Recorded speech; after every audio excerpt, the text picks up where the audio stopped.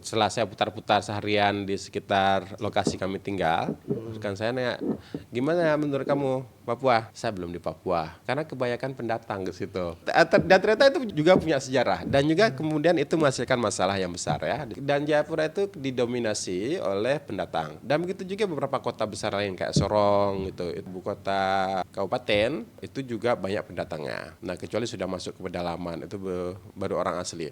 Nah, ini menunjukkan bahwa ekonomi, politik, dan sebagainya itu dikuasai oleh para pendatang. Jadi orang-orang asli ini seperti sulit menembus akses ke pemerintahan, ke ekonomi itu. Dan itu juga ada penyebabnya, Pak. Saya perhatikan infrastruktur pendidikan yang buruk ya di Papua itu. Sekarang di Jayapura karena ada program beasiswa dan orang-orang dari pedalaman, dari Wamena, dari pegunungan itu mulai kuliah di kampus-kampus Jayapura. Dan saya berkesempatan untuk ke Wamena juga, jadi memperhatikan gimana sih keadaan di situ. Itu daerah konflik, basis konflik lah Wamena itu. Jadi meskipun yang paling parah di sekitarnya Nduga, Intan dan sebagainya pegunungan.